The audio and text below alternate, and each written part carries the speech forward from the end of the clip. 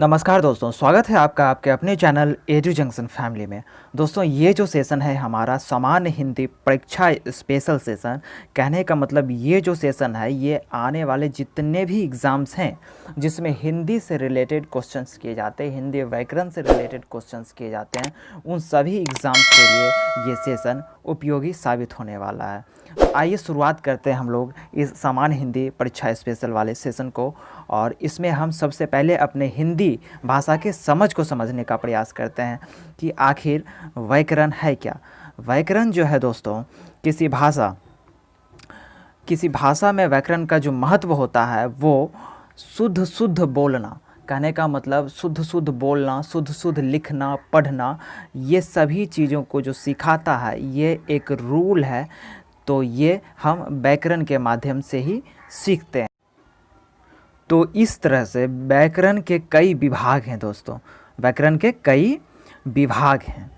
तो इसमें हम लोग जो देखेंगे अभी वर्ण या अक्षर विचार, शब्द विचार और वाक्य विचार, ये तीनों जो हैं ये व्याकरण के विभाग हैं।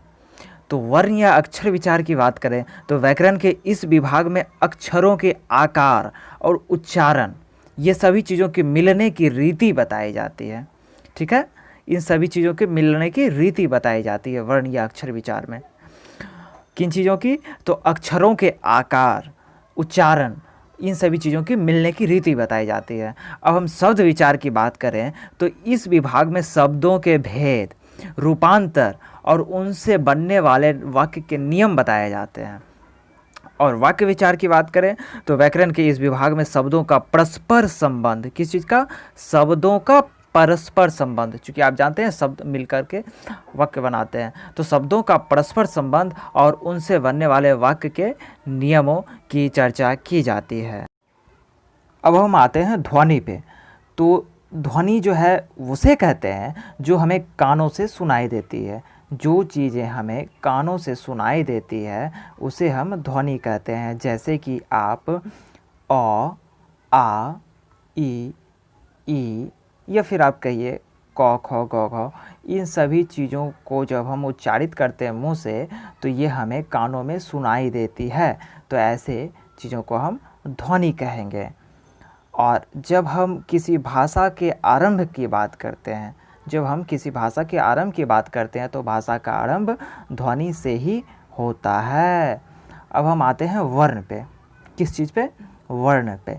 तो वर्ण के अंतर्गत वे सभी मूल ध्वनियाँ आती हैं जिनका किसी भी प्रकार से खंडन नहीं किया जा सकता है, वे सभी चीज़ें हम वर्ण के अंतर्गत रखते हैं। जैसे अ,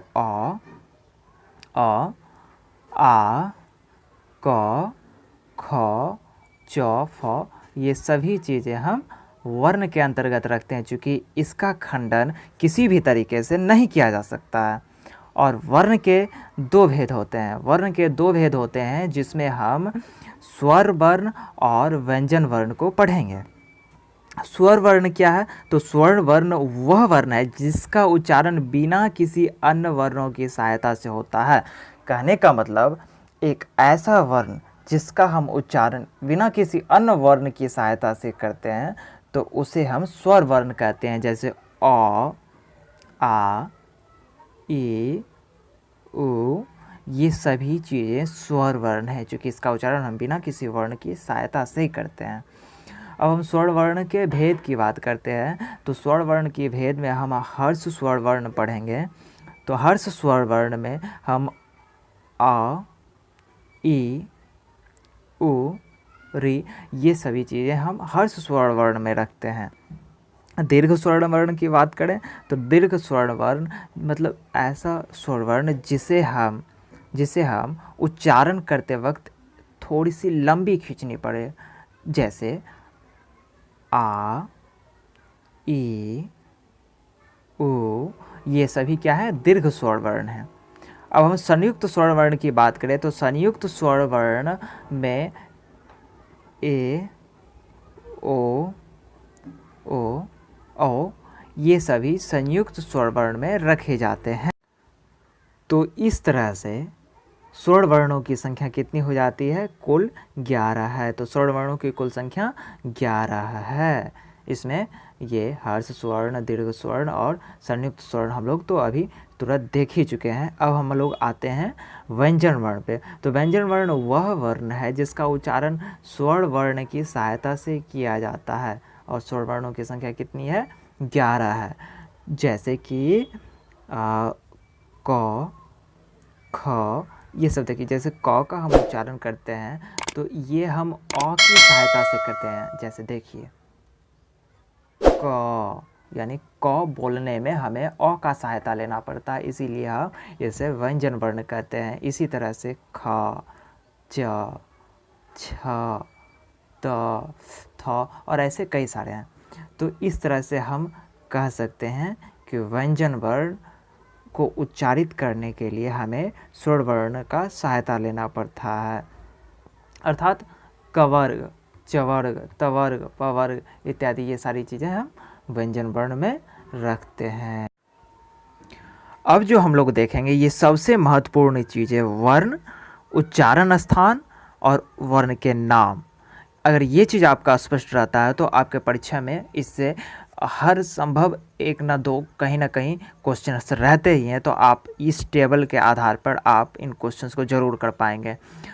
तो हम लोग देखते हैं क, ख, ग, घ, अंघ। इन सभी चीज़ों का जो उच्चारण हम लोग करते हैं ये कंठ से उच्चारित होता है। तो कंठ से उच्चारित होता है तो इस तरह से इस वर्ण का जो नाम रखा गया है ये कंठ वर्ण। क्या कहेंगे हम इसे? कंठ वर्ण। क्योंकि आप देखिए ना, उच्चारित करके देखिए क, ख, ग, घ, अंघा, ये सारी चीज़ें कंठ से उच्चारित होती है, इसीलिए हम इसे कंठ वर्ण कहते हैं। ये फिर आपका ह, अ, आ, अह, ये सारी चीज़ें कंठ से उच्चारित होती है तो हम इसे कंठ वर्ण कहेंगे। और हम बात करें अब जैसे च, छ, ज, झ, य, ये सारी चीज़ें तालु से जो उच्चारित होता है तो इसीलिए हम इसे तालव्य वर्ण कहेंगे। क्या कहेंगे? तालव्य वर्ण। ई, या और तालम स, ये सारी चीज़ें तालु से उच्चारित होती है तो इसे हम क्या कहेंगे? तालव्य वर्ण। अब आते हैं हम लोग इस पे, किस पे? मूर्धन्य वर्ण पे। मूर्धन्य वर्ण पे, इस मूर्धन्य वर्ण इसीलिए कहते हैं क्योंकि इसका उच्चारण हम मूर्धा से करते हैं। जैसे ट, ठ, ड, ढ, ण, री, र, स, जो भी है ये मूर्धन्य वर्ण कहलाते हैं।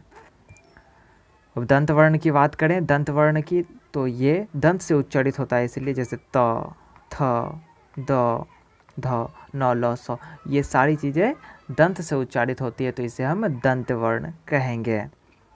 ओष्ठ से उच्चारित होने वाले वर्ण को हम लोग क्या कहेंगे? ओष्ठ वर्ण।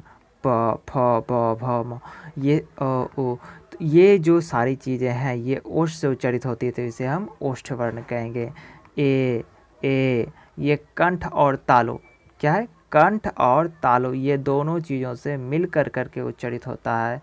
ए, तो कंठ और तालु ये दोनों चीज़ों से मिलकर उच्चारित होते हैं तो इसे हम कंठ तालव्य वर्ण कहेंगे। और जब किसी वर्ण को उच्चारित करने में हम कंठ और ओष्ठ दोनों का इस्तेमाल करते हैं तो उसे कौष्ठक वर्ण कहेंगे। ओ, औ, ये कौष्ठ वर्ण कहलाते हैं। व, ये दंत और ओष्ठ दोनों मिल कर करके इसका उच्चारित करने में मदद करते हैं। व, तो इसे हम दंतोष्ठ कहेंगे, दंतोष्ठ वर्ण कहेंगे। इसी तरह से ये जो है ये नासिक के हेल्प से, नासिक के हेल्प से देखिए ना, न, म, ये सारी चीज़ें जो है नासिक के हेल्प से हम लोग उच्चारित करते हैं तो इसीलिए इसे हम अनुशासिक क्या वर्ण कहते हैं।